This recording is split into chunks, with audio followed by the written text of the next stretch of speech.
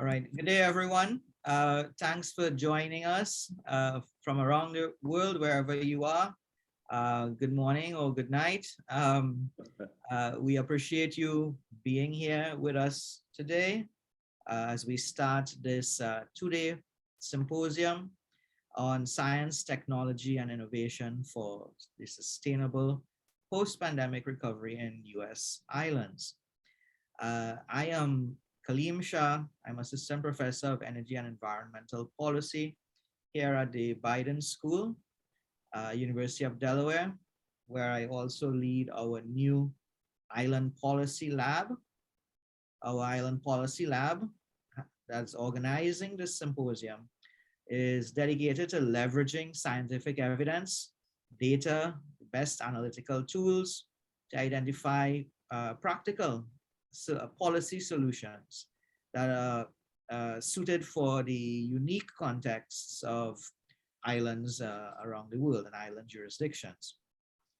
Islands face many challenges today, but there are also, I think, a lot of activity in the science, technology, and innovation spaces that can give us some optimism for moving forward and finding sustainable solutions.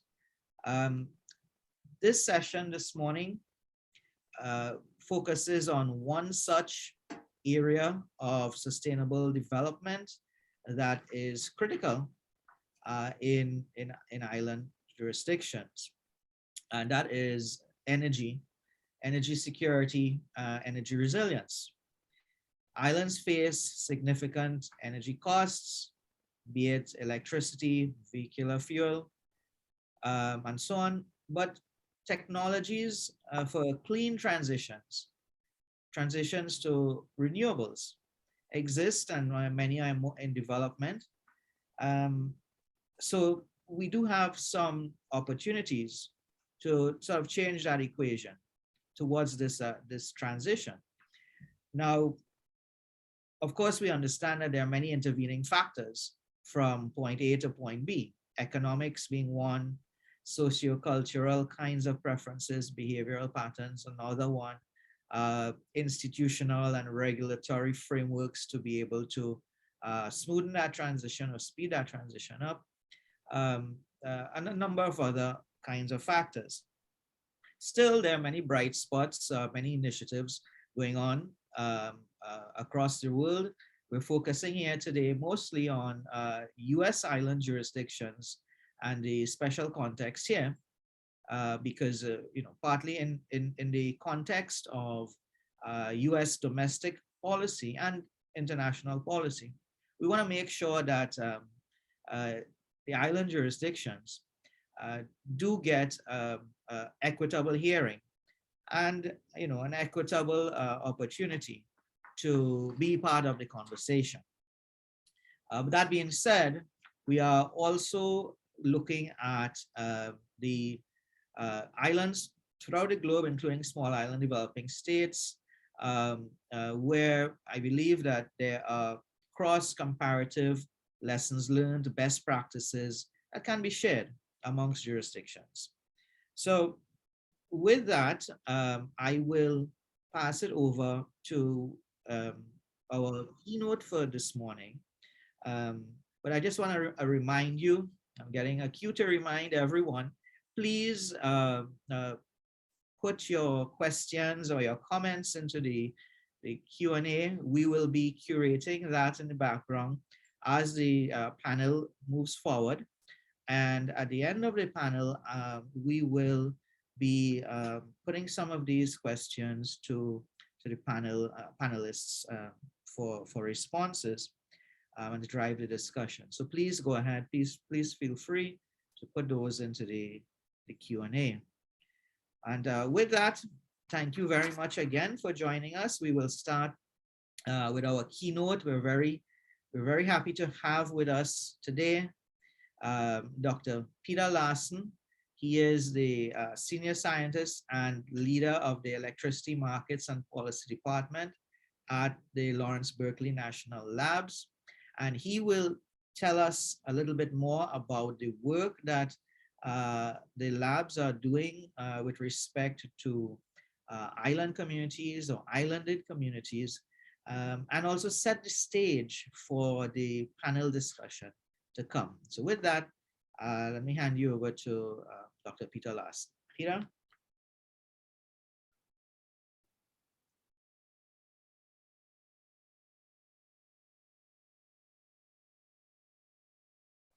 All right, thank you to the University of Delaware Island Policy Lab Symposium for inviting me today. I'm going to speak about the Department of Energy's Energy Transitions Initiative, and I'm going to talk about one specific project during my presentation.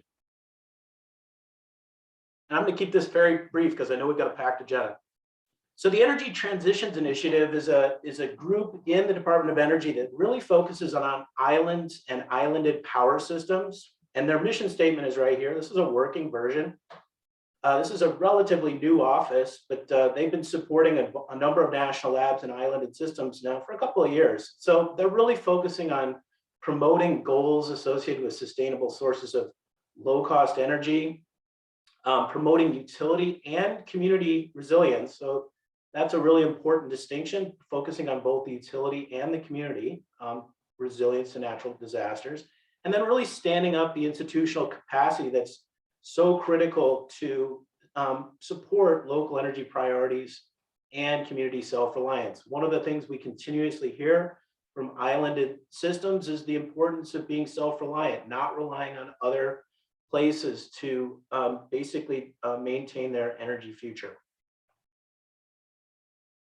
So I'm going to talk about one project that I'm working on. I'm at Lawrence Berkeley National Laboratory, and this is with a number of different partners, including another national lab, Argonne National Laboratory. And basically the genesis of this project came about, which the project is called Frontier. It's got a long acronym. The genesis of the project came about because we had a number of different islanded power systems stakeholders reach out to us and the Department of Energy, relaying the concerns they had about natural hazards impacting their systems and how could they go about really thinking about the future, making these systems more resilient, more reliable, but also doing it in a way that promotes sustainability and keeps the costs reasonable for the different community members and utility stakeholders. And one of the things we heard was, could we develop some sort of decision support tool, an online tool that would help the utilities and the stakeholders in these communities think about prioritizing future investments to enhance power system resilience.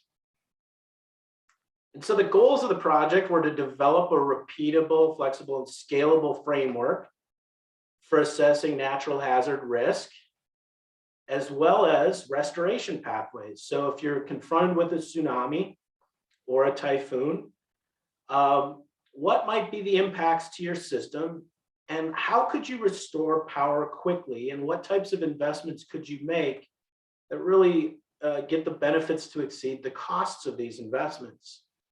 And so as part of this project Frontier, we're going to be simulating damage to power systems, including the economic impacts of those power disruptions, and then putting it all together in a package that allows users to plan for the future, considering the costs of investments, but also the economic benefits of those investments to enhance island resilience. So this is a big project in terms of partners. Obviously, the US Department of Energy is funding it. We have 2 national labs. We've got the University of Guam, the University of Alaska, Northern Arizona University, Carnegie Mellon out of Pittsburgh, and then we have 2 utility partners, Guam Power Authority and Alaska Power and Telephone. What I'm showing you here are mock-ups of the user interface of Frontier. This is such a new tool, it's not even been formally released to the public yet. Here we have the user interface. Again, this is all under development right now, where a user would sign in at a web page. You can create a new analysis or view an existing analysis. Here we're looking at the town of Skagway up in Alaska. You can look at different threat scenarios and then visualize which infrastructure might be impacted by those different natural hazards. And so in this example, you're seeing tsunami lines and Once you click on an individual piece of infrastructure, perhaps a substation, you're presented with a range of resilience options, including benefit cost ratios of making some sort of resilience strategy, implementation. And then one thing I wanted to point to the group is we have these 3 other indices: the supply chain, community support, and energy independence, a sustainability index. We're talking to the communities to gauge their support for different resilience strategies and putting them into the tool. You can edit a bunch of the assumptions within the tool. If you don't believe, the discount rate or the lifespan of the different resilience strategies, it allows users to override those. And then you can prepare a resilience portfolio, which is a range of different strategies that you at the utility or other stakeholders in the community might think about packaging together and looking at the potential benefits and the potential costs in the future, given the natural hazards, in this case, a tsunami. So some of the lessons that we've learned, not only in Frontier, but in a lot of the other islanded or island power systems that we work at, can really be boiled down into 5 things. First, and I think this is no surprise to everyone, partnerships. It is so critical that you develop local partnerships. Local knowledge is it's worth its weight in gold. We wouldn't be as successful as we have been without those partnerships.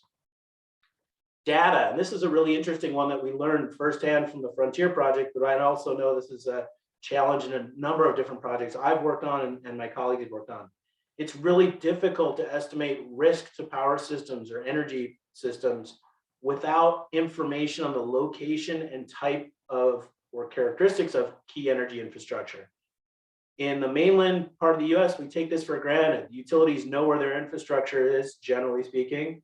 In island systems, it's not so clear cut. And so knowing where the data gaps are before you stand up a project is of critical importance. The third is listening. It's so critical to listen to stakeholders, not just show up and say, hey, we know what your solutions are. As I showed in the Frontier example, we're going into these communities and asking them questions about their preferences for different strategies to enhance resilience, because the stakeholders really have a say in the future of their power system just as much or even more so than the utility management. So listening to stakeholders, and so you can do that through focus groups and surveys. This is important. The definition, I think a lot of the folks on the phone here, probably represent or work in what we call traditional islands, but the office ETI and a lot of the projects that I work on, we consider islanded systems to be isolated systems. And so there are places in remote parts of Alaska, or even frankly in parts of the West Coast in Oregon, these are isolated power systems that share many of the same features that a traditional island system. So we encourage folks to broaden their definition of what you consider an islanded power system. And then finally, seeking feedback on the development of tools and technical assistance throughout the project's life cycle is just so critical to ensure project success, and making sure that stakeholders are being listened to and utility planners have a say in the direction of the work that you're undertaking with them. And so I wanted to point to an opportunity. This is coming out of the Department of Energy. This is the Energy Transitions Initiative Partnership Program. I wanted to note that on April 15th, up to April 15th, they're accepting applications for technical assistance for islanded power systems. And this can be a period of performance for up to 20 months. It's a competitive solicitation. And so if you are in an island or on an island working with island partners and you need some assistance with resilience planning, with the development of tools, integrated resource planning, all these sort of things that, are really challenging activities that you need assistance, well, we've got a big group of partners that are standing by to help you. It includes regional partners. You can see the logos in the upper right, a number of national labs, NREL, Sandia, Pacific Northwest National Lab, and Berkeley Lab, where I work. And then 5 different offices with the US Department of Energy. And so you basically put together an application, submit it by April 15th, and then technical assistance will be awarded to the successful applicants. And so this is potentially a long-term resource for all of you who are working in islanded systems. So with that, I want to hand over the microphone. If you want to contact me about Frontier or any other island power system work that I'm doing, feel free to email me. And then Aaron Eng at the U.S. Department of Energy is your point of contact for ETI. So Aaron's email address is here, and I think my slides will be posted up on the website. So thank you so much for having me today. I really look forward to hearing the presentations that come forward. Thank you very much. Thank you very much, Peter, for that insight on the latest programs that you're doing at the lab. Fascinating. The Frontiers system seems very fascinating.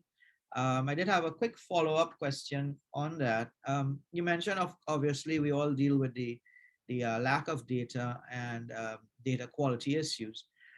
Do you also provide any sort of assistance to island and islanded communities to collect this data or have this data in order to be able to use the Frontier system or something like that? And maybe, what sort of an extension to that question is, what's been the biggest data gaps that you've seen so far? Yeah, so I'll start with the second question you had, and then I'll go back to the first one. The biggest lack of data that we have seen up to this point is the location of distribution infrastructure. I think everybody at the utility and the community probably knows where the power plant is. And, I think most people know where the transmission lines are. It's when you get into the local feeders and the distribution system is where it gets a little bit dicey in terms of general availability of that information. Utilities, island and power systems are in varying states of collecting that information in a digital format. We have worked with some communities that have it all mapped out. They have ArcGIS. They know exactly where the infrastructure is to within feet. And then there are other islanded power systems that we work with have never done it before, but they are starting to collect that information in a digital format. National labs are prepared to help islanded systems think about how to collect that information in a systematic fashion.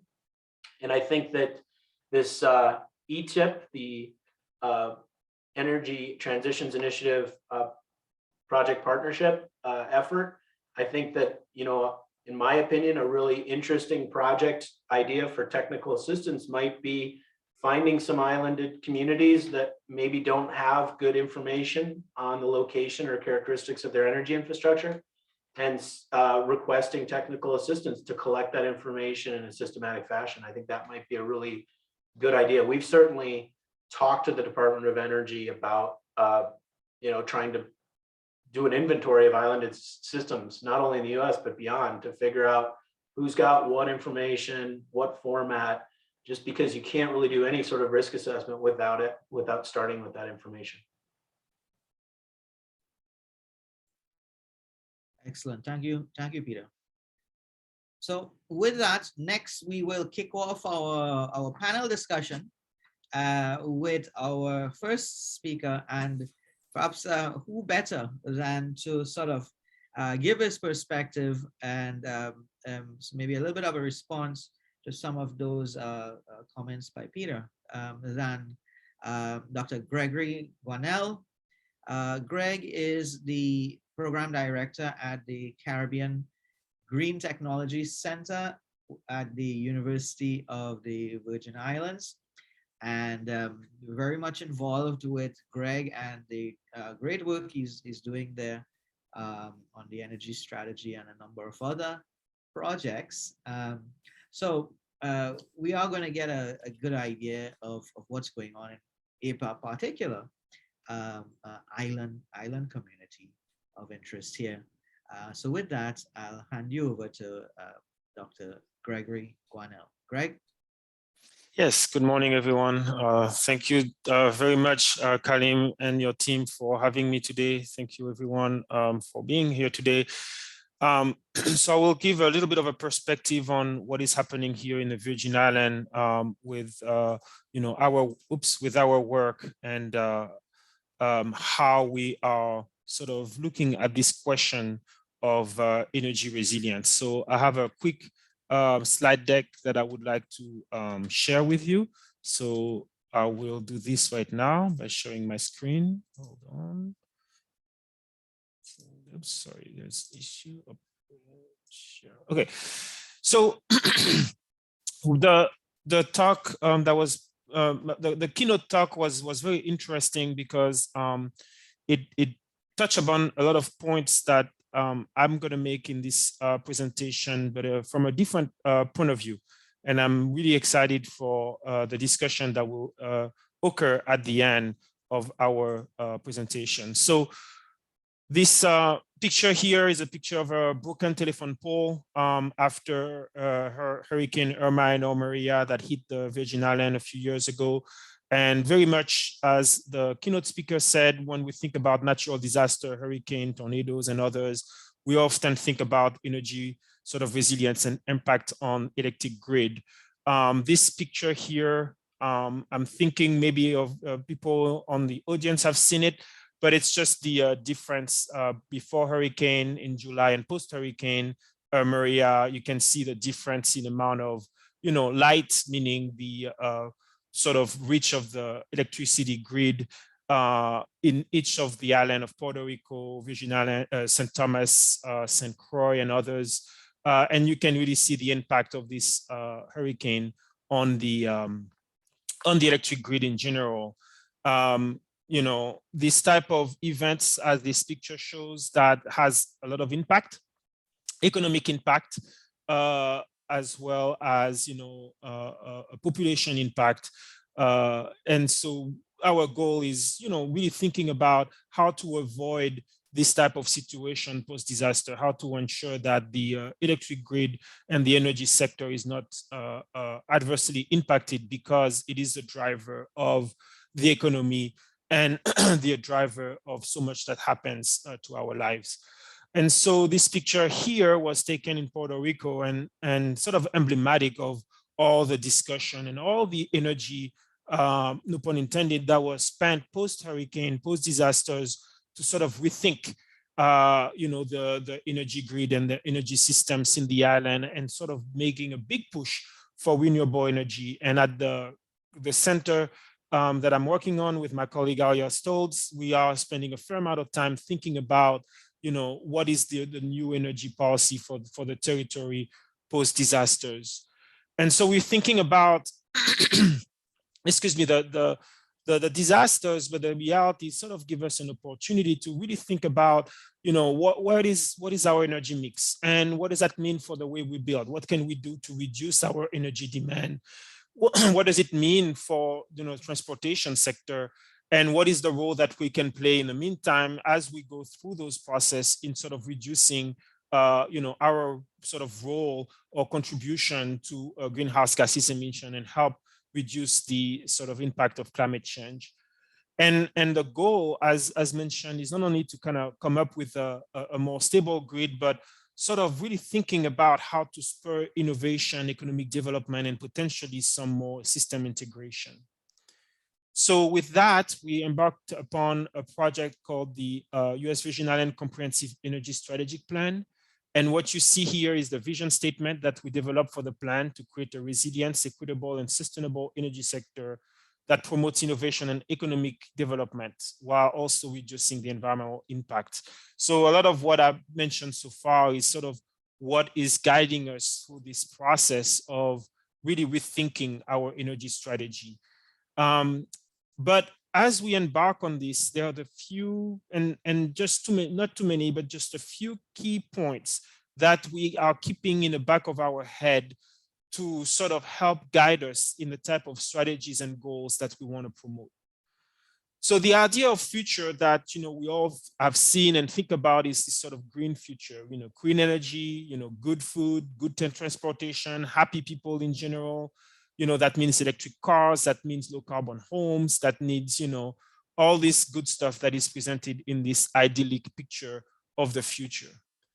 The reality, though, is quite different. In order to get to this ideal future, there's a lot of things that we need to think about. The first of all is the fact that the way that our energy utility, WAPA here, is managed has led to basically one of the highest electricity rates in the nation. And we're going to have to deal with that economic sort of burden for a long time. There's issues with just managing the grid, understanding the grid. And there's the fact that things are changing rapidly. People are buying electric cars, they are installing solar panels, they're installing mini solar farm, they're trying to get an Internet of Things, they're moving along with the world while we sort of deal with the sort of stark reality of managing a utility in an island environment. And so this has current impact on our economic growth and security. And that has leading to some serious pain locally and potentially exodus of people. But it's also leading to a lot of grid defection. There's some innovation that is also happening in the private sector, but there is a fair amount of defection that sort of create a negative feedback loop. And so as we think about the idyllic future, we also have to think about how to stop that negative feedback loop that is sort of happening, and how can we sort of start turning things around to create baby steps towards this future instead of trying to achieve it as fast as possible. So as we take a step back, we think about, what is the role of it in electricity? Well, it is to power things. And, why do we power things? Well, we power things for other things to work. And as everything else works, then society can sort of thrive. But for society to thrive, we need to have electricity, but we need to have water, we need to have telecommunication, we need to have banking, we need to have all of these other things to work properly.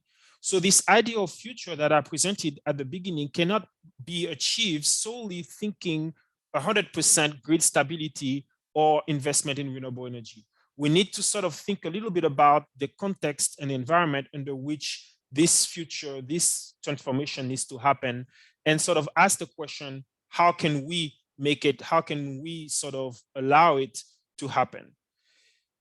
This figure here basically is showing that, as the keynote speaker mentioned, and as I showed at the very beginning, when you have a hazard, when you have a shock or a surprise, you tend to sort of think about what's happening to my infrastructure, critical infrastructure system, and what is it that I need to do to make sure that this infrastructure system, in this case, energy system, can provide what we need.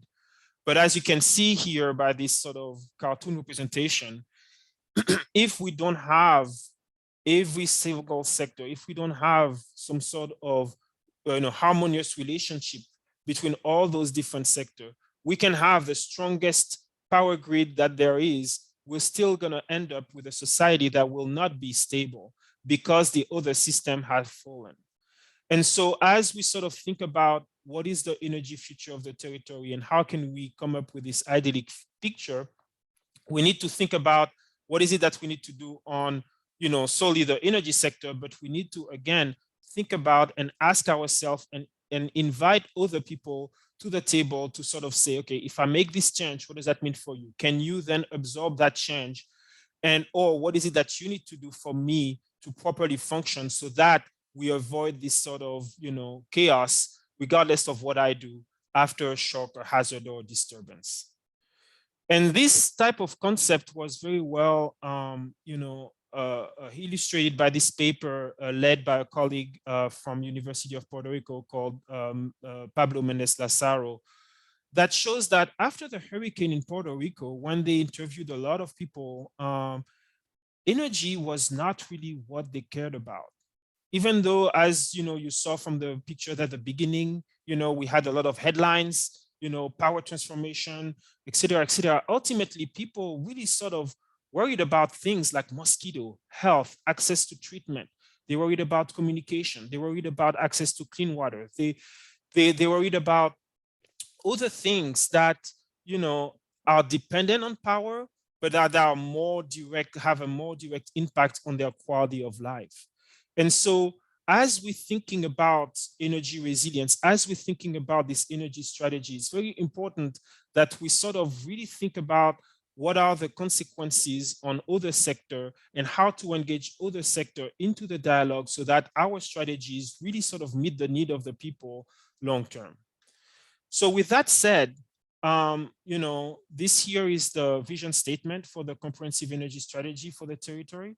And the type of, we're going to develop long-term strategies for investment in, the power sector, the transportation sector. We're going to also make long-term strategy for the built environment. All those sort of, pillars that I showed at the beginning that are really going to drive, the energy sort of landscape in the future. But we're also paying strong attention to issues of equity, economic development, and also governance of systems. And so this last slide is sort of, representing some of the major barriers that we're going to have to overcome, as we sort of put those strategies, which is the management of risks. How can we make sure the grid is stable and stuff like that? But also thinking about the fact that the energy system is one of many systems, depending on those systems and has an impact on those other systems that other people depend on. Really thinking about how to cultivate collaboration, especially when there are a lot of emerging technology trends, and sort of thinking about how to properly integrate them into our thinking. And then this issue of governance, how can we make sure that whatever we do, ultimately, the systems that, and the new sort of energy system that will come out of the plan, there will be governance structure in place to ensure that all those strategies are happening simultaneously, but seamlessly. And that requires the alignment of plans. So our energy strategy plan, I think, is very important to sort of, direct where we will be in the future. But we keep a keen eye on what others are doing to sort of leverage effort and ensure that we all go into one direction. So this here is a little bit of our timeline. So there is a fair amount of work to do, and hopefully very soon we will, have some exciting things to show for this energy strategy plan. But as you can see at the end, with the adoption of the plan, we're going to be basically triggering a lot of what we said so far, what I've said so far in terms of thinking about those other priorities. So those are some of the stakeholders to start this sort of, mutual beneficial learning. WAPA is here, the energy office is also here, but we have a different type of other stakeholders that we are engaging very early on in the process in order to ensure that everything we do, everything we propose, not only can help us achieve that future, but that is it achievable? Is it possible based on the constraints that those different agencies are facing, based on the existing situation? So the question will be not only how can I do to work with you better, but also what is it that I need to change to ensure that I adapt to your workflow so that I don't create new constraint and stop and sort of slow everything down. So with that said, I just want to thank you for your attention. There's a lot more to do. I have a lot of more comments that I also want to say based on the keynote speaker. But for now, thank you so much, and really looking forward to having a very strong discussion at the end. Thanks so much, Greg. Appreciate that. And definitely we know that some of the being involved in your stakeholder discussions and our island policy group also working on some of our own modeling of the transition pathways. We do clearly see some of the many of the points that you raised sort of in that context. I do have some other questions about WAPA and sort of the coordination across St. Croix, St. Thomas, and St. John's. Hopefully we'll get to that in the discussion. And now moving on, keeping it on our time frame. Next, I would like to introduce Dr. Rebekah Shirley. We're very happy to have her with us. Dr. Shirley is the Director of Research, Data, and Innovation at the World Resource Institute. She is currently, I believe in Kenya, correct me if I'm wrong. But this also brings us back to some of those questions that the first two speakers raised about data, information to feed into our models, transition models, resilience models, and also sort of bringing the perspective from the international NGO think tank world, that is the World Resources Institute. Dr. Shirley has expertise in island countries, but also broader than that as well. So with that, I will pass it over to Dr. Rebekah Shirley. Rebekah? Thanks, Kaleem. I hope you all can hear me well. And thanks to the University of Delaware for inviting me to this session. Really excited to be here. My name is Rebekah Shirley, as Kaleem said. I'm the Director of Research at the World Resources Institute and former Chief of Research at Power for All. Actually, I'm from the Caribbean myself, and some of my very earliest research has been on island energy resilience. Greg, I was part of the team that built the earliest island carbon calculators with NREL and CGTC long ago in the Virgin Islands. So it's great to be on panel with you. Fantastic to hear what CGTC is up to these days. And thanks, Kaleem, for inviting me to speak about research opportunities for partnership and progress on climate adaptation and resilience. Usually these panels are very implementation focused, which is fantastic, but I love that the lean here is about the opportunities for research to intervene. So that's what I want to speak about, and I'll just be a few minutes and I'll hand it back over to you. And of course, as we all know, the Caribbean is consistently ranked as one of the most vulnerable regions to climate change and is prioritizing adaptation measures and infrastructure that may reduce the costs of climate-related disasters and build resilience to future shocks. Some of the research that's coming out right now from the UN finds that energy is one of two infrastructure sectors most affected by hurricanes, and Greg alluded to this, the other being transportation. So building resilient energy systems is essential to reducing the time and cost of post-disaster recovery, and is indirectly related, exactly as Greg said, to so many other areas of resilience and adaptation. For power infrastructure in particular, hurricane losses often accrue from damages to transmission and distribution networks and widespread transformer and generation unit damage. And experience from post-disaster recovery in small island states like Puerto Rico, again, which Greg was showing, definitely do help us to understand the role that both centralized and decentralized renewables can play in lessening that damage. Decentralized renewables, for instance, being less physically vulnerable to storm damage and allowing for isolation, as Peter was mentioning before, and centralized renewables being able to enhance resilience through spatial diversification of generation, and of course, reduced reliance on fossil fuels. Now, the question for the Caribbean is that despite having such favorable natural conditions, despite having tremendous political will, you see us front and center at every COP, despite ambitious NDCs, despite regionally adopted roadmaps and strategies and some local strategies, like we've seen with the previous speaker, our planning and preparedness systems, strategies and policies are not yet revolving around the idea of resilience or the principles of resilience, and our adoption of resilience infrastructure has still been a bit slower than needed. And so the question today that I'm going to walk us through is why. What are some of the key barriers and some of the key enablers for resilience initiatives in the SIDS context?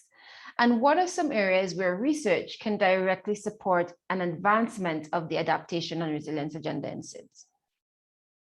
And I want to focus on two big themes, policy and finance. So let's first address policy. And researchers from UC Berkeley, RLI, and myself at the World Resources Institute recently conducted a quantitative analysis of policy effectiveness in the Caribbean. Our study compiled the first systematic database of renewable energy policies implemented in 31 Caribbean islands from 2000 to 2018. And we looked at an economic analysis of the effectiveness of 5 policy interventions. And together, that study provided a very rigorous statistical analysis of how renewable energy policy actually statistically influences uptake of these technologies throughout the region, And this is significant because the Caribbean is usually lumped into Latin America and the Caribbean in policy studies. So the nuance of how policy measures behave differently in our context can often be lost. And alongside other factors, this can obviously limit the ability to optimize policy design, to optimize targeted public finance, and so on.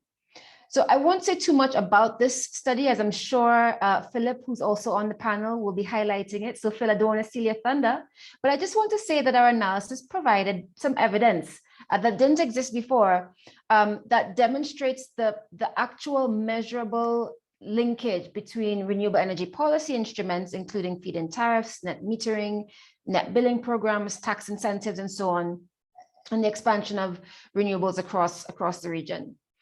And a great example of this is Jamaica, where I'm from, and which has one of the longest histories of renewable energy in the Caribbean. Historically, it has been one of the Caribbean's most expensive electricity rates, or had one of the most expensive electricity rates, which provided some of that initial incentive for diversification long before it became such a globally acknowledged solution response. And now Jamaica is experiencing an average annual loss of about 1% of GDP from hurricane damage. And so naturally, this conversation extends beyond the expense of electricity through heavy fuels and subsequently natural gas, which were originally the bulk of net generation on the island, but again into the space of resiliency. And actually, because of its policies, Jamaica has been able to significantly reduce its dependency on fossil fuels. In fact, we had a significant reduction in steam generation capacity. Many of these plants have been retired, and renewables now account for about 12% of total net generation, far above the observed Caribbean average of around 5.3. So how did we achieve this? Well, Jamaican energy policy prioritizes 3 key objectives which support this growing diversification and resilience objective. One is large-scale energy investment, another is decentralized energy penetration, and the third is around grid planning for integration. I'm not going to get too deep into either of these given our time constraints, but let me just briefly walk through them each very quickly. For large-scale renewables, Jamaica leaned heavily into the energy auction as a mechanism. It represents the electricity market design that's quite popular in the Caribbean, where we have higher renewable energy penetration. So you have a vertically integrated single buyer utility with IPP participation.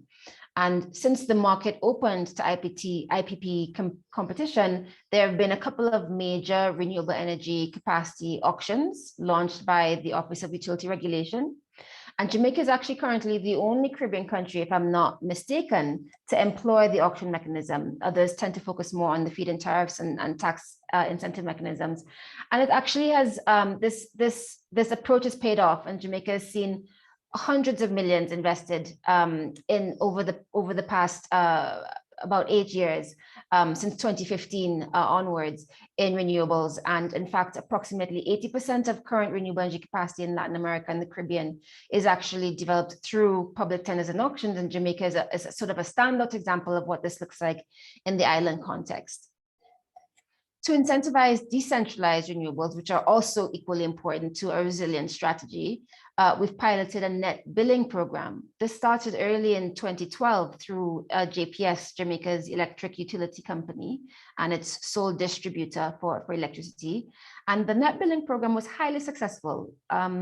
In the first 3 years, I think over 300 applications were already received. And again, this was earlier days. Now the numbers are much higher, given the sort of the general public awareness about these opportunities. But this was quite impressive for those early days. And this was roughly split between commercial and residential rooftop solar. Program participants did report actual reductions in their electricity bills. And subsequently, an improved program was relaunched in 2016 and is operational today. And the third thing that I would say that we've done on a policy point of view is to think about system stability and to have policy revolving around integrated planning. Why is that important? Well, because diversifying the generation mix in these ways naturally changes the amount, the shape, the predictability of net loads.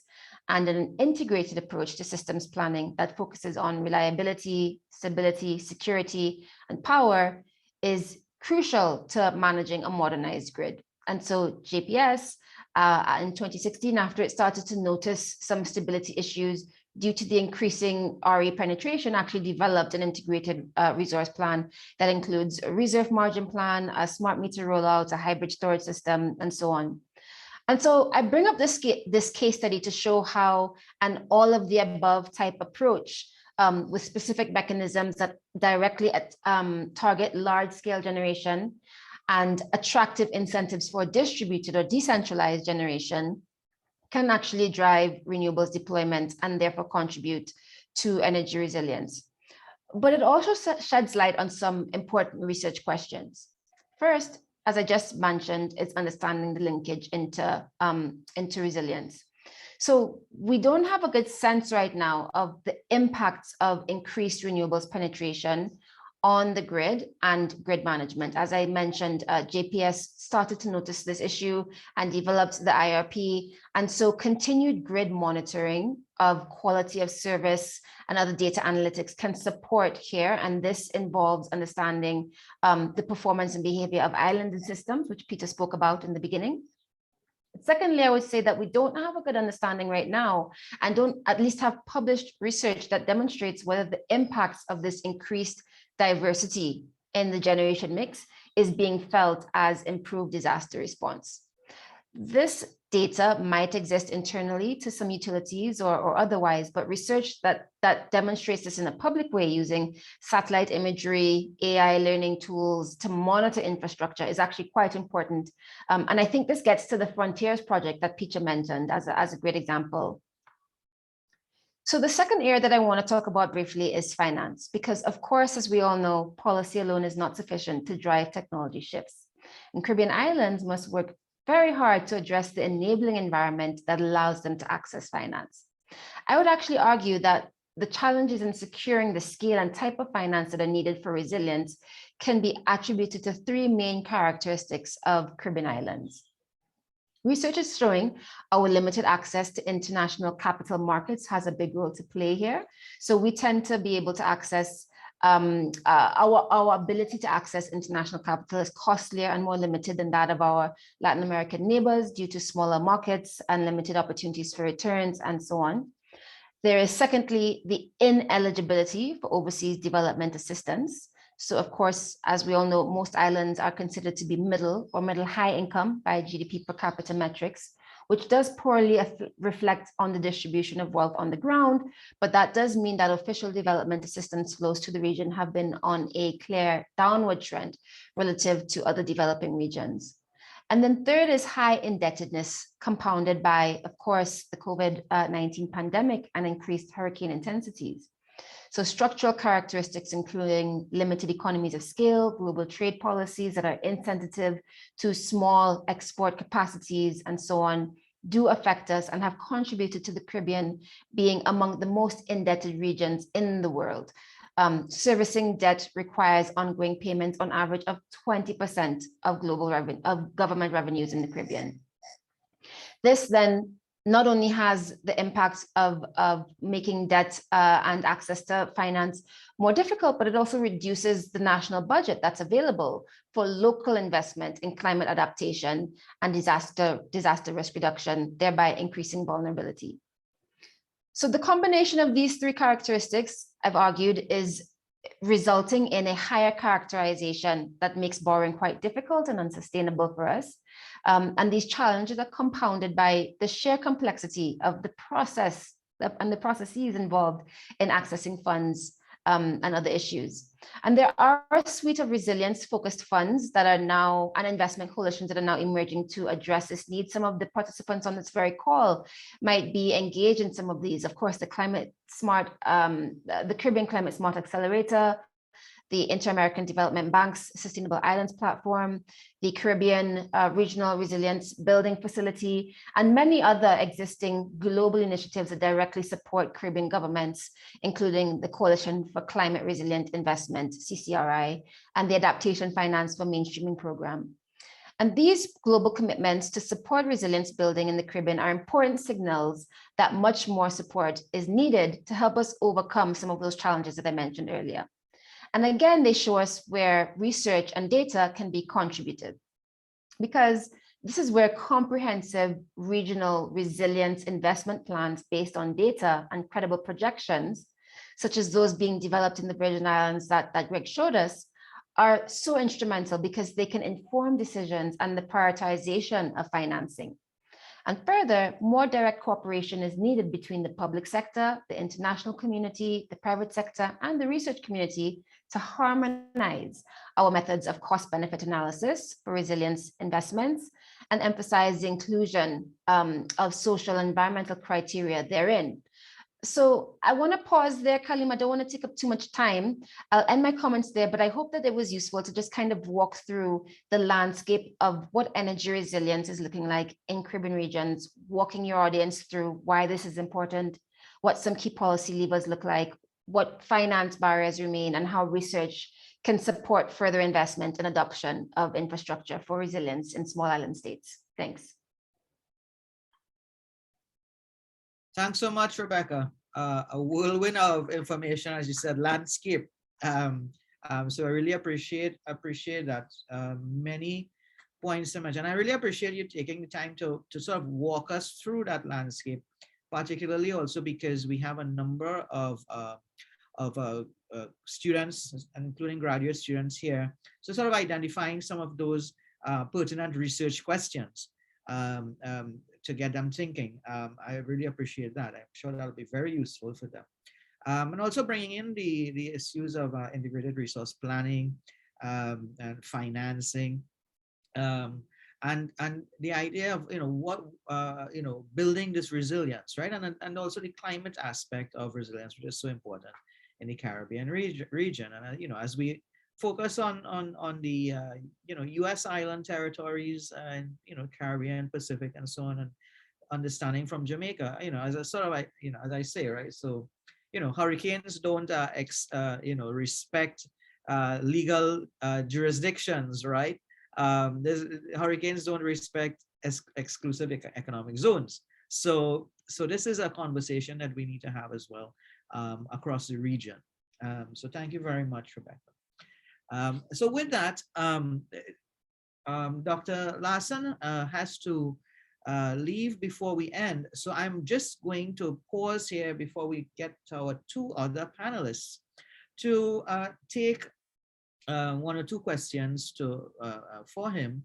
And I believe Greg, you had some questions or comments, and I will just invite you to bring those up here before Dr. Larsen has to leave us. Greg? Hi, good morning.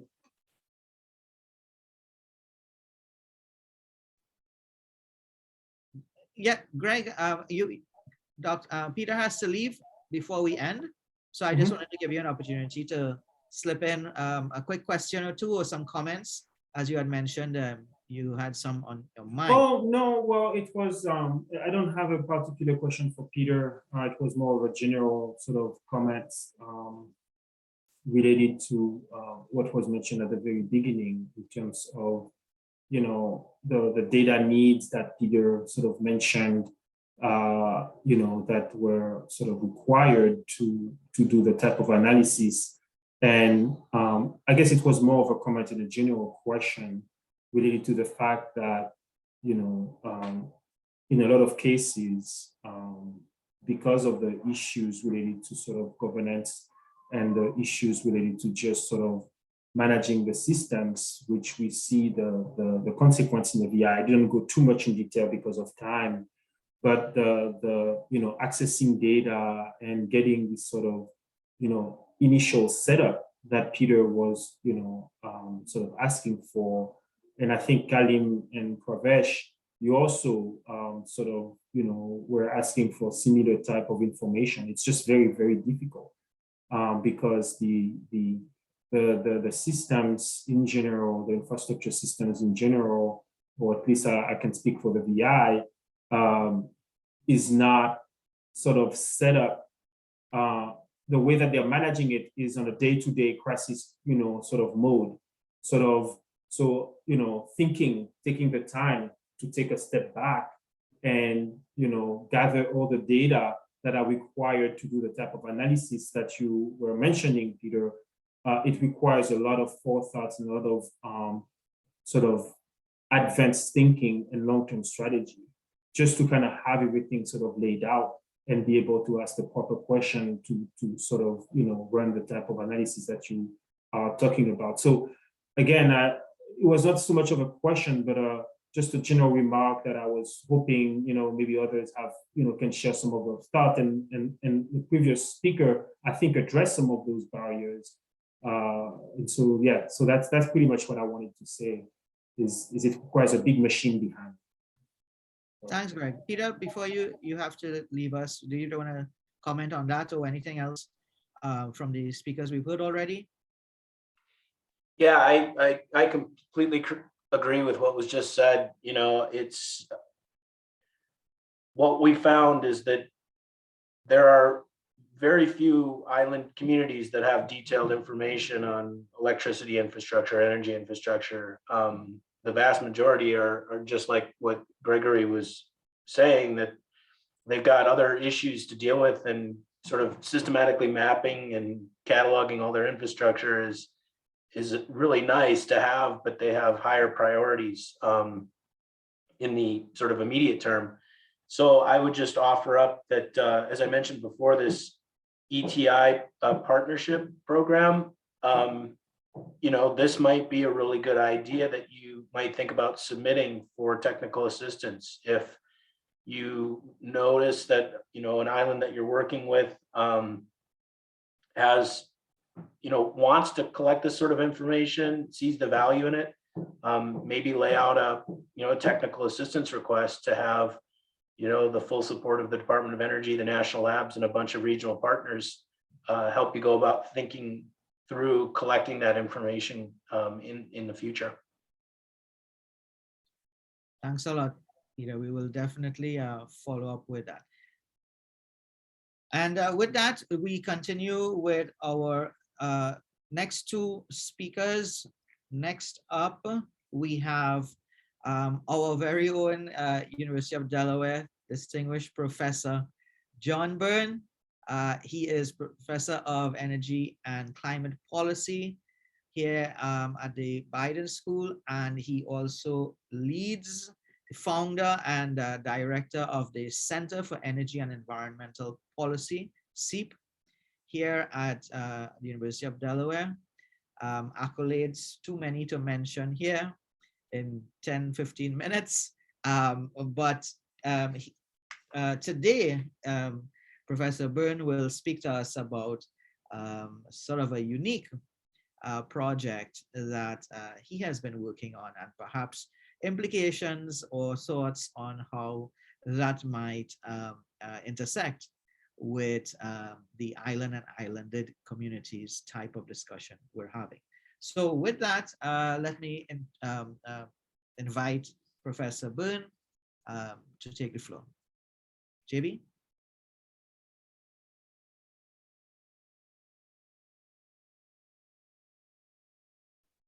Your mic is off, JB.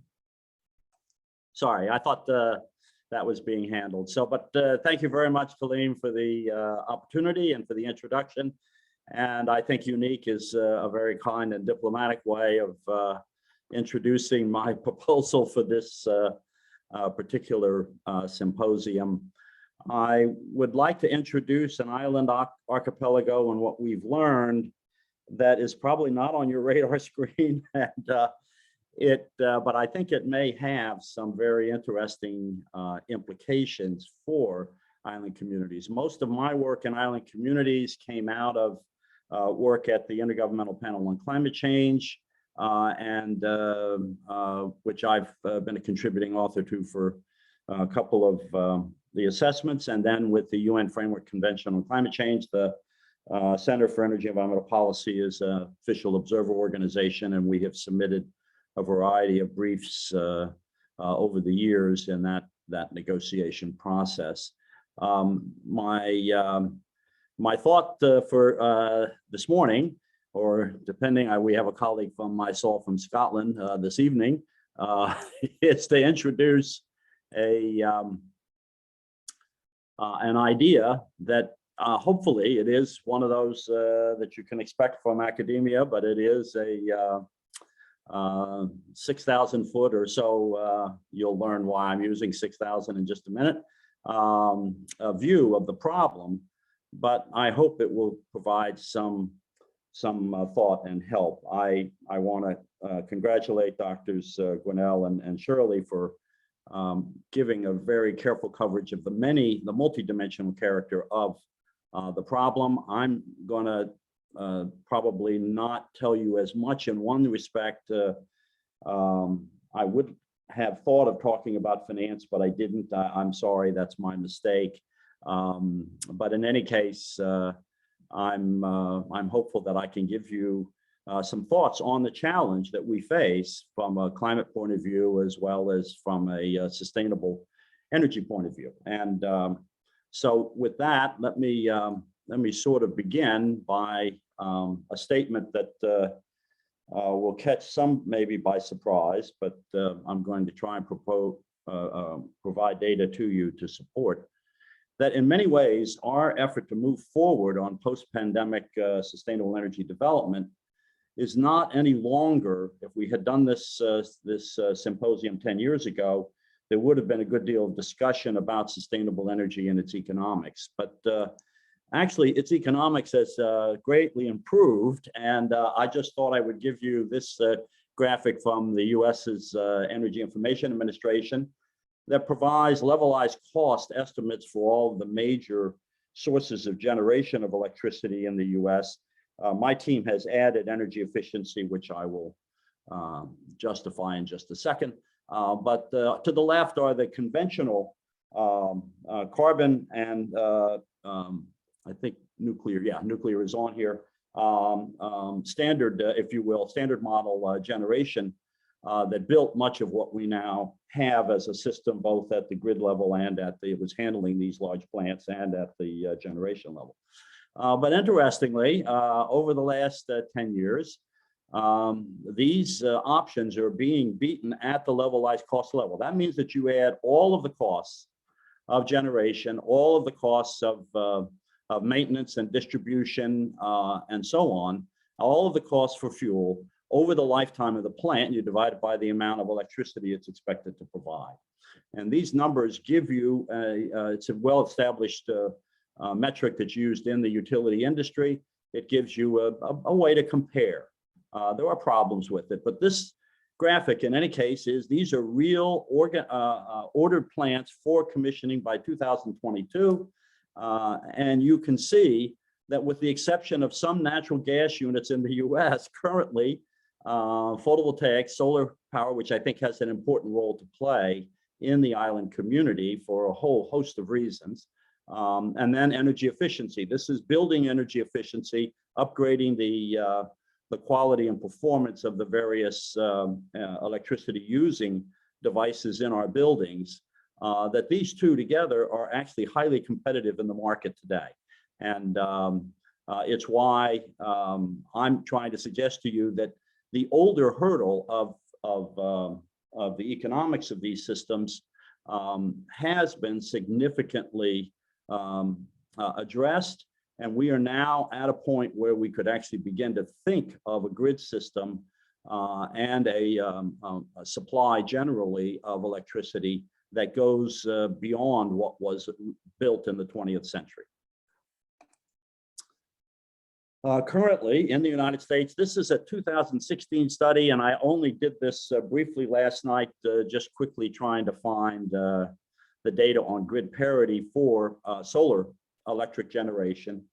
20 states in the US, solar generation for residential use is already at grid parity. That is the cost of buying electricity from the local utility is approximately the same as buying the electricity from a solar system. These are not utility solar systems only. These are distributed solar and in some cases even residential systems. But I'd like you to notice that in this 20, there are some interesting states that may have some, I know this is odd and I'm not gonna, it's not gonna be Hawaii, although I could have built this around Hawaii, I didn't. But there are some interesting cases that we could think about.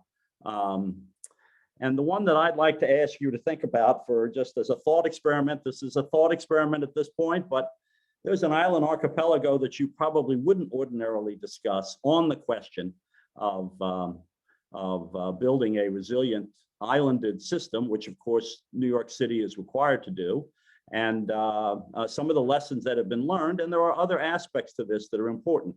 The cost per kilowatt hour in New York is quite a bit higher than other parts of the US, but that is an item that, as Dr. Guannel pointed out, with 40 cents a kilowatt hour, that is a problem that islands have been facing for a long time. I remember when we were working with Bermuda on this question, they were at close to that number of 40 cents a kilowatt hour. There's explanation as to why it's so high, but this also means that there's an opportunity to more quickly introduce renewable energy options if you create the right policy environment. And I really applaud Dr. Shirley on talking about both the policy and finance and connecting those two. But I think there are ways in which we have an opportunity to use sustainable energy at a scale that is greater than we had before. And what I'd also like to propose is that in its use, we may find that sort of trifecta of a new energy system that meets the standards of sustainability environmentally, but also socially in terms of its more just, fair, and inclusive service to our citizens and businesses. And I have to show you what I mean by that. And to do that, I want to go to this island archipelago. And this is just a clip of the lower part of Manhattan.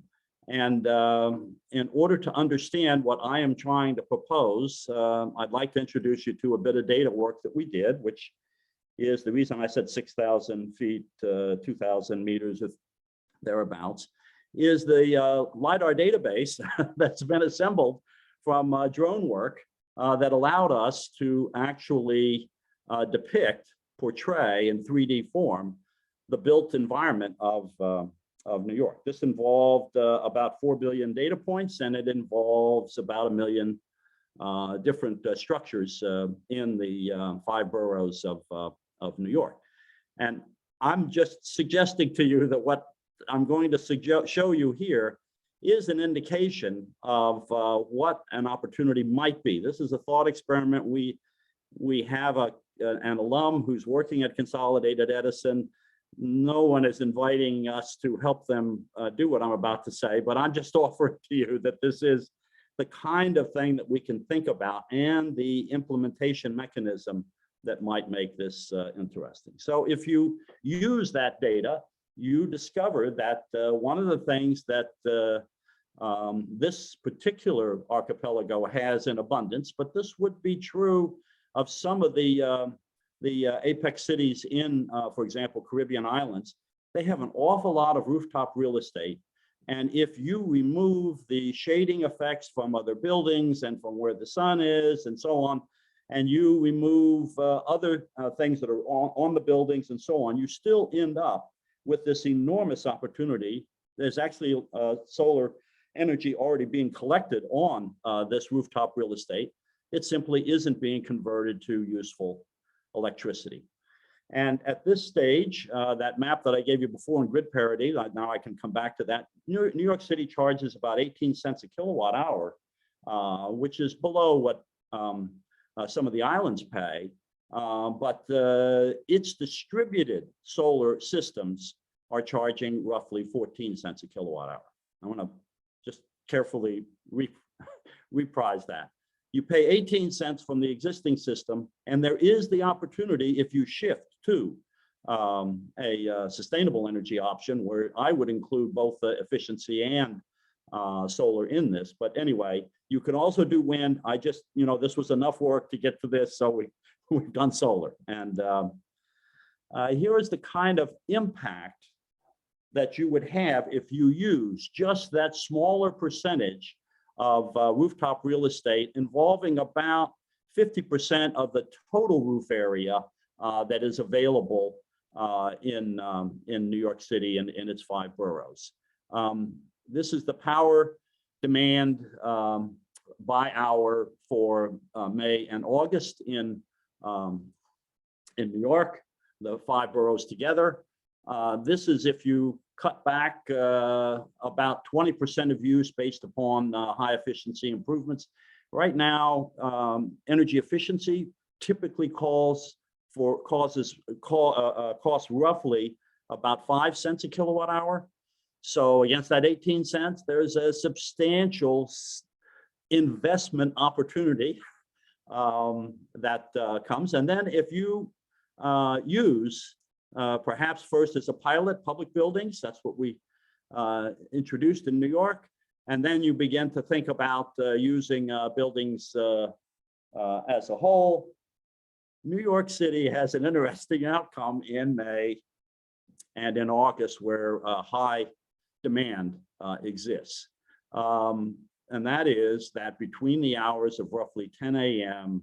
and 3 to 4 p.m., New York City would have a surplus of electricity from its, this is hour against hour. We're comparing the hour against hour. It's actually more granular than that. We took networks and compared network against net at different hours and what that generation would look like.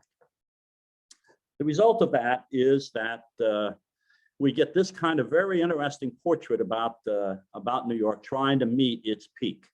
And the peak is largely generated by Manhattan Island, Staten Island, Brooklyn, and Queens are actually in surplus positions for many hours in the day, and they are in surplus positions at what is so far New York's highest peak.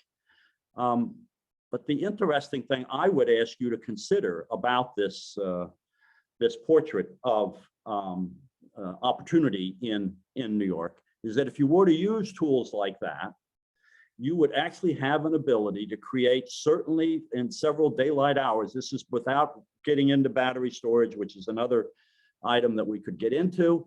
But without doing that, you would create an interesting revenue source in which Manhattan, which won't be sustainable anytime soon, will buy power from its island partners. The Bronx is not actually an island, so I'm being careful about that. But anyway, Staten Island, Brooklyn, Queens, and Bronx, in which revenue was paid for the generation of solar electricity that's occurring during peak hours. As you can see, much of these boroughs are in the 70% or more of an ability to satisfy their electricity load during daylight hours. And so the thought I have that I'd like to present to you is that we might actually be able to provide at a growing scale a sustainable energy system that was built on renewable energy and on solar energy, or on energy efficiency. We might be able to do this in an island and islanded community, such as what New York offers, because it must island itself all the time. And, you know, an interesting point that should be considered, I'm not the person, my team hasn't done the work, but a colleague up at Albany has, on the ability of New York's renewable energy, distributed renewable energy system to survive high storms like Superstorm Sandy. And this is an opportunity in which we might be able to build support and interest in trying to come to a solution for islands, but also, I hope, for the rest of our planet that we occupy that is sustainable, economic, inclusive, and just. And the point I would like to close with is that one of the fastest delivery mechanisms, I didn't put this in this particular deck, but I'd be happy to share with Kaleem the results of this work. We have been looking at the remarkable emergence of community solar programs in which communities, through their city authorities and local authorities, and this would be particularly applicable in islands, have been able to utilize the attraction of governance that comes with these authorities, in which citizens play a significant role in their development, that has happened in California, New York, and Massachusetts.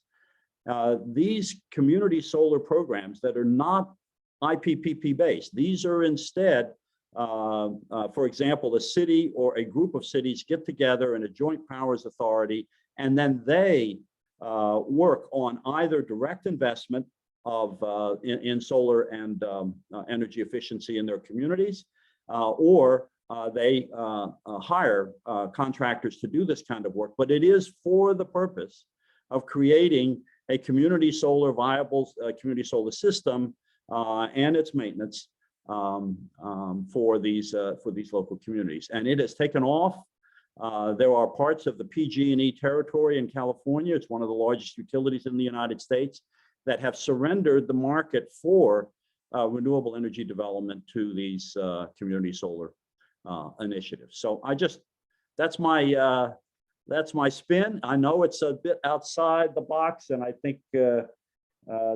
Guannel and Shirley have given you much better guidance on what you might be able to do, but I hope that you'll think about also the exceptional opportunity that island communities represent. They have high cost, but they also have an abundance of the renewable resource, and they have an opportunity to develop this at scales of communities rather than just trying to do this through utility systems alone. And in the case of California, Massachusetts, and New York, cooperation between the utilities and these community systems has been quite strong. So that's it. I thank you very much, Philipp, for the opportunity, and I thank those who joined the symposium for listening. It may or may not really be on mark, but I tried to give you the challenge. I'm not sure anybody else is going to give you a map that'll show you sustainability, inclusiveness, and justice working together at the same time, but there you are. Thanks. Thank you very much, Professor Byrne. And one of the reasons that we're having this symposium is sort of to stretch our imagination of the kind of methodologies and the kinds of approaches, new approaches that we can take, especially with the data-intensive data methods and so on, as in the ways that you've approached your work in New York. So we do have a number of both academics and policymakers and students as well online right now in our audience, and I did want them to see and sort of get an appreciation of some of the leading edge kinds of research going on, and sort of what maybe that can be applied in their own contexts. And you do touch on a number of interesting points. We mentioned the apex cities, where we have in islands, of course, a lot of internal migration into these coastal cities, Exactly. making a whole host of resilience issues challenging. On the community solar, immediately I started to think about a lot of the studies that we have on energy efficiency in these huge hotel sectors, right? And there's been a lot of work there, but there's also sort of a gap where we have to start looking at that second tier of that sector, which would be the guest houses, the bed and breakfasts, and so on. And there's a lot of interest in sort of community-based tourism where you have these aggregations or clusters of these kinds of, of groups. And I think that there can be some real potential in those places. I'm sorry that we didn't chat more about maybe a climate finance angle and sort of the your take on the intersects between climate finance and some of these community renewable projects and introducing these technologies. So maybe we'll have to have another seminar just for you to talk about that. Thank you, Professor Byrne. Appreciate it. And now we move on to our final panelist today, Dr. Philipp Blechinger, a good friend for a long time. Dr. Blechinger is the head of off-grid systems at Reiner Lemoine Institute in Germany. He has been a fantastic supporter, him and his team, of the work we do here at the Energy and Environmental Policy Program at UDEL. And he will talk to us now about some of the very global work in actual geographical islands, energy supply systems, and his take on the role that technology and innovation is playing and can play in this broader geography. So with that, I'll hand it over to Dr. Blechinger. Thank you, Kaleem, and thank you to the UDEL team for inviting me today as well as speaker. I'm quite honored seeing the expertise which has been gathered here, and these presentations have been super interesting and inspiring. So I try to keep up to this level. And yeah, I'm Philipp. If you're interested in my research, you can find me at Twitter with the handle Phil Blech. And I'm working at the Reiner Lemoine Institute. It's probably internationally not that well known as some other institutions. So briefly, some background. We're based in Berlin. We work on research towards the transition to achieve 100% renewables in 3 research units. One is the transformation of energy systems, where we broadly look at the central systems in Germany and Europe and how they can transform. We also specifically look at the mobility sector, which is usually the troubled child in decarbonization efforts. And then we look at off-grid systems, which also includes island systems. And I'm, together with my colleague, Katharina Kader, head of the off-grid systems unit. And as Kaleem mentioned, I want to talk about our research for island energy supply systems and how they can transition and what is the role of innovation. And if we look at these island systems, we find usually an internal dimension, which is defined by the renewable resources. And we heard from the previous speakers that there's mostly an abundant potential on these islands for at least solar, but often also wind and sometimes hydro, geothermal, biomass. And the islands define their own policies and regulations and often have local drivers who can push change. But then there's the external dimension, which comes with the technologies. And if we look at island economies, which are rather small, financing and investments also often come from an external source, and also capacity development, which is bringing in knowledge, tools, etc., to these islands, to the experts on the islands. And the innovation usually happens at the external dimension. So the question is how to get the innovation adapted and also steered or like to the needs of the island supply systems. And there is a strong narrative that islands can be test beds and innovation spaces for new renewable technologies. I think we need to be careful in framing this as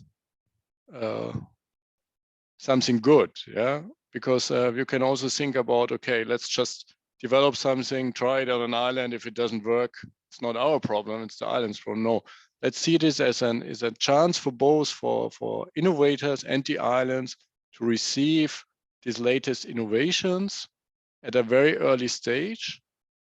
And then for larger economies, for larger countries, it's a chance to get the learnings from these closed systems, from smaller systems, and take it back. Giving the example of an energy system, we speak a lot about decentralization. We speak about microgrids in, for example, California, making the system more resilient. And we see the origin of this system is mainly in islands, or based on research for islands. And this is the global adaptation of these learnings. So what I would like to state here is that taking is the chance to bring in innovations to islands, not only as a chance for the islands themselves, but also for other areas where it can be applied. And I will just take some examples of our research, and I think the presentation can also be shared with the participants to then have access to the links in the presentation. And the first is the very basic one. It's just proving again that there is a vast renewable potential.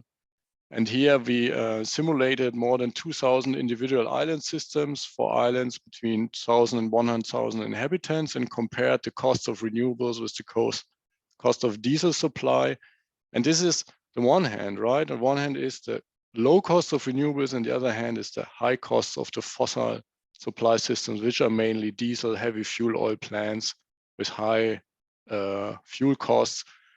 Switching to gas at the moment is also not the best idea, as we see the shocks on the global gas market. So we have a strong incentive pushing towards renewables, also for resilience towards fluctuations in the global markets. It's not only about resilience on a technology level, resilience towards disasters, is also resilience towards economic shocks and crisis.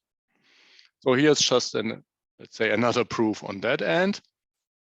And then I would like to talk about resilient supply. And in our group, we focus in this case on Southeast Asia, because this is the region most affected by natural disasters, and it will become much worse with the expected climate change.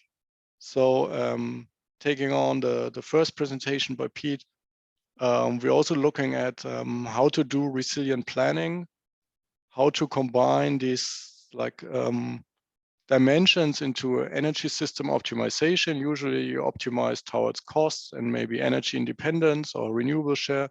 Now we want to bring in ideas how to increase resilience by improved energy system planning. And this also can relate to the question here I saw in the Q&A by Chelsea. So the idea of considering that maybe rooftop solar usually costs like $1,500 per kilowatt, but in this area you need to strengthen it. You need to have a certain way of constructing it. So consider in your planning that if you want to have a more resilient system, it might cost $2,000, and use this value for effective planning, and compare it with a non-resilient system which has probably a reduced lifetime. So so these considerations we bring into energy system modeling and planning. So this is this angle, and is represented by these two papers here. And then I switch to policies, and here is the paper Rebekah announced. So we worked on, Jessica, Rebekah, and I worked on an understanding of how can policies influence the implementation of renewables, taking the example of 31 Caribbean islands. And what we see is here on this figure, there is a strong uptake on policy instruments like net metering, net billing. And this also is part of what Professor Byrne has shown on the grid parity. So the sooner you reach grid parity, the more attractive it is to have a net metering system. And actually in the Caribbean, it's already that attractive that it switches towards so-called net billing, which means that you receive less for the electricity you consume than you would pay. You produce, then you would pay for the electricity you consume, and still a positive result for you. But if it would be a pure net metering, just getting the grid tariff for the electricity you produce on your own, the utilities would not allow it anymore. And so this is just a side note, but the key finding on this paper is that the effectiveness of policies and especially Chess did a very intensive job on trying to find correlations between the effects of our introduced policy and the implementation of renewables. And this figure, and I mean, we could spend like, I don't know, an hour alone on this paper. So I try to really summarize it in very few sentences. So the key message is that policies like feed-in tariff and net metering have a positive effect on the RE implementation, while others have not that great effect. And I think that's enough as a message, because it just shows that the internal dimension, if you remember the very first slide, the internal dimension is what the island can influence. It can influence policies and regulations. So if you set the policies right, you increase the chance of implementing renewables. It's a very simple message, but it's now proven by like quantitative data of 31 islands with heavy statistical modeling. And these learnings need to be translated also into resilience on the planning of energy resilience. So if we want to have resilient systems, we need to set the right frameworks. We need to have the right policies in place. Otherwise, it's less likely to come. And so this is summarizing this paper in like the shortest way possible. And I hope Rebekah can agree on the key message here.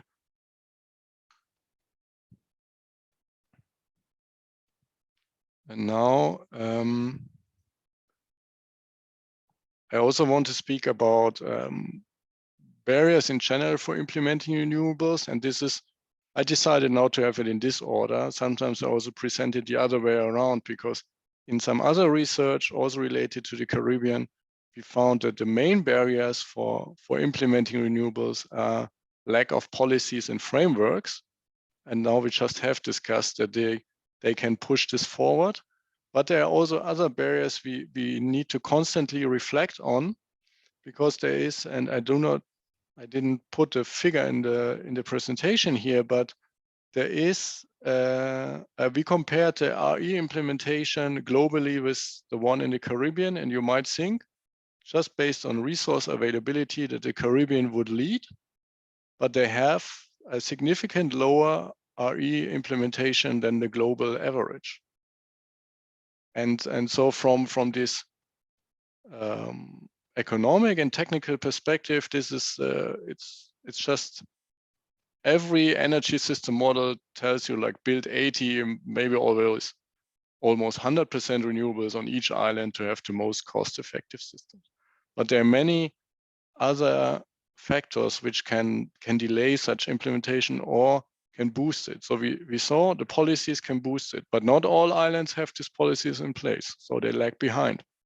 Second one is market systems. And on these islands, we usually have monopolistic structures.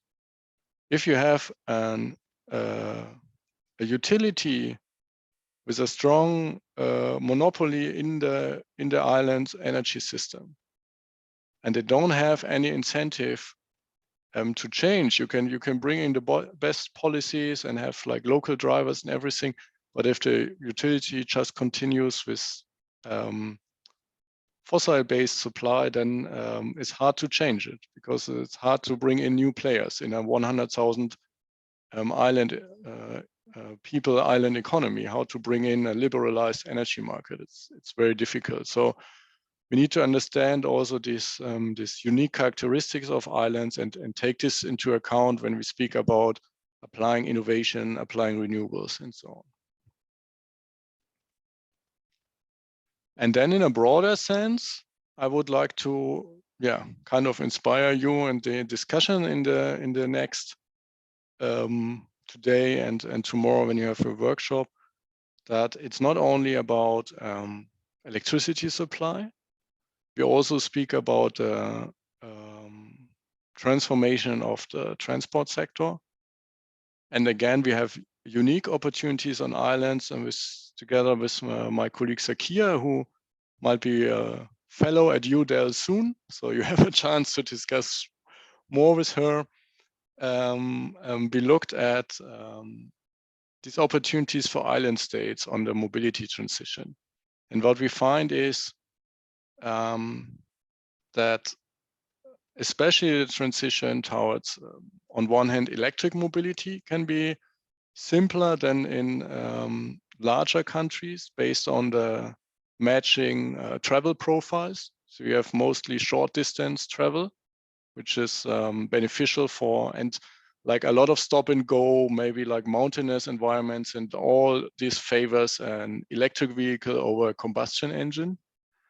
And the second is that public transport as a way of like having a shift in mobility patterns can be also achieved often quite easily on islands, as they have kind of a ring road structure, having like a central or like a key transport system going around the island along the coastline, which is a perfect condition for like public transport planning. So you just go clockwise and counterclockwise and have two lines which capture most of the travel demands. So this just to give some examples of things. Again, somebody might say this is not like high-level research. I can just see this by looking at a map. But maybe it's always good to repeat these findings and show that, yeah, these islands have or share characteristics which make them attractive to bring in these innovations. And the other example here I have is that bringing in renewables into, and here we looked at very small island communities, like up to 10,000 people. I think this is similar to the second presentation. We saw that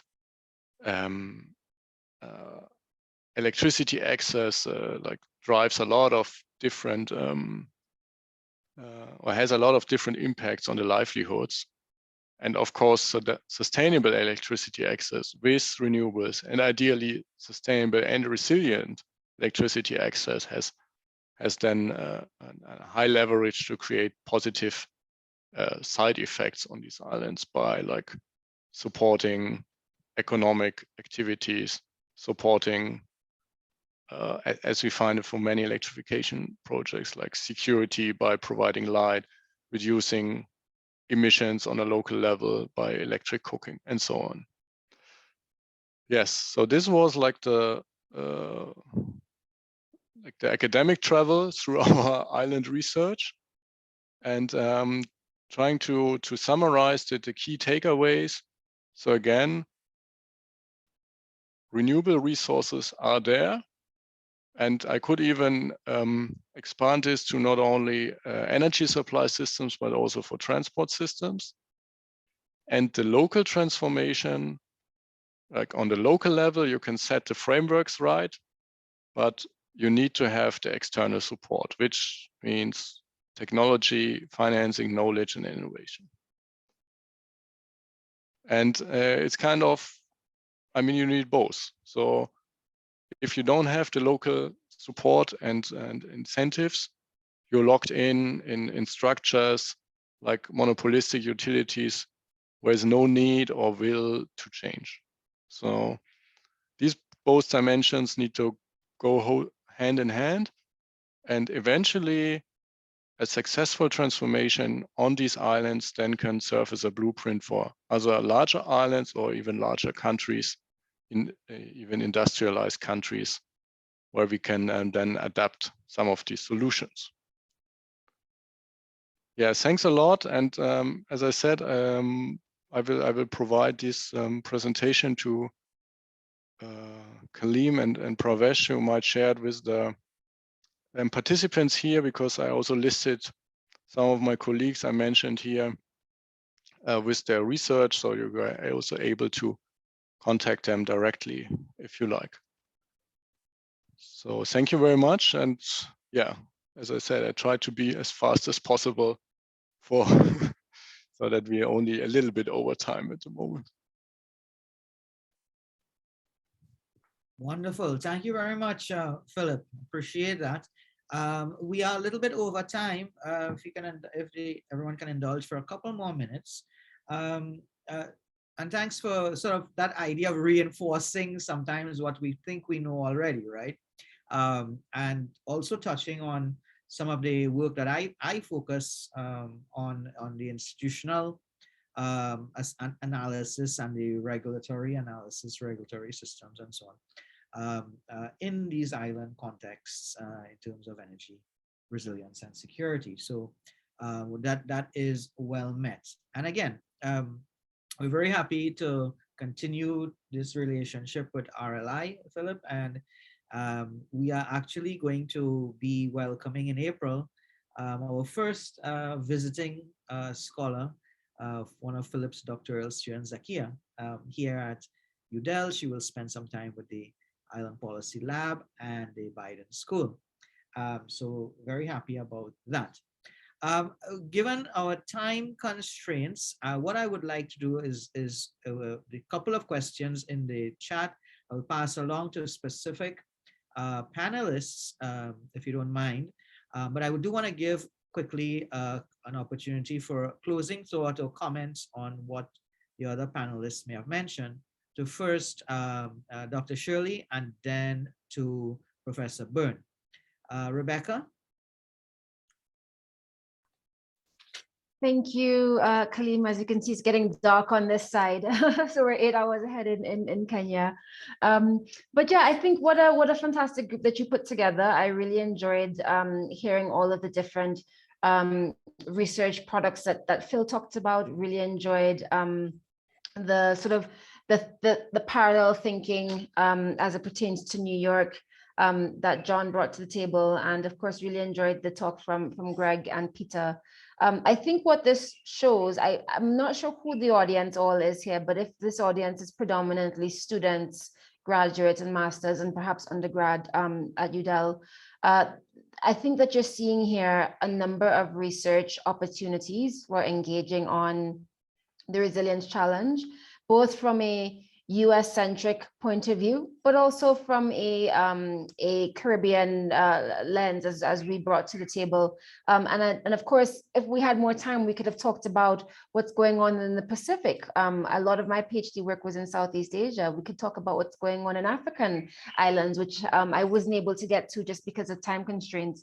But to say that, I think hopefully it's clear to those who might not have seen the relevance of islands to this conversation on resilience, how strong those linkages are and the number of research areas that still need to be supported. So would love to, especially at WRI, be engaged with students, Kaleem, and your research laboratories, and looking forward to more discussion and collaboration. Thank you. Thank you, Rebekah. JB, please take us home.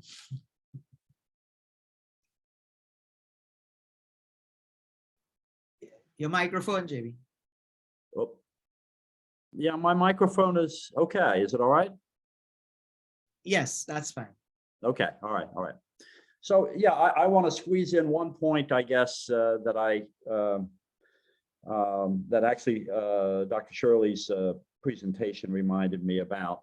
You know, when we talk about these transitions, one of the things we need to bear in mind is that when we shift, for example, from systems that cost more on islands than what renewable energy systems would, that shift means there's a tangible economic value to these, but we need to monetize it in a way that allows investment to occur. And so I just quickly on the community solar idea, that has been literally financed through a strategy that we call the sustainable energy utility, in which you take the savings, get guarantees for those savings from the entities that are installing and maintaining them, and then using that to underwrite the investment. So I just want to mention that's something that we didn't cover, but of course you've got so much to cover today, so I'm not trying to, but I do think the finance issue is really an interesting, innovative opportunity. And I think on that, Germany and Dr. Brechinger's points on what's been going on through the Covenant of Mayors and so on in Europe, it's really, really important that we recognize that. So having said that, I think that the last point I would just make, Kaleem, for the island community is that I think that the opportunity is great. The need is also great for policy change. I believe that the incumbent utility system is a barrier and you're going to have to address it. But sometimes the way in which that works well is if you give the opportunity to these innovators and you make a level playing field like net billing to allow the citizens and the businesses of the island to then make choices. And I think that is something that can win on the policy front. And in that vein, I would simply say the drawing that I gave you of New York has its parallel in most larger islands, at least, in which, as you mentioned, Kaleem, the hospitality sector is a high demand customer, but they need to be served. And if you create your sustainable energy system in a manner that allows wide participation, you can then create that more even relationship between the hospitality sector and the society at large. And you can get that kind of inclusive and justice kind of dimension rolling, as well as sustainability. So that's just what I would offer. It's a great panel and I learned a lot. And thanks very much to the panelists and to you, Kaleem. Thank you very much, JB. And thank you to all of the panelists, our keynote. And thank you for the audience for staying with us. I hope it was interesting and beneficial to everyone. And with that, we will close. Last house note is that we have our next session starting at 2 p.m. Eastern. And that one is on economic recovery in island jurisdictions. So we hope to see many of you there. Have a great day wherever you are. Be safe. Thank you for joining us.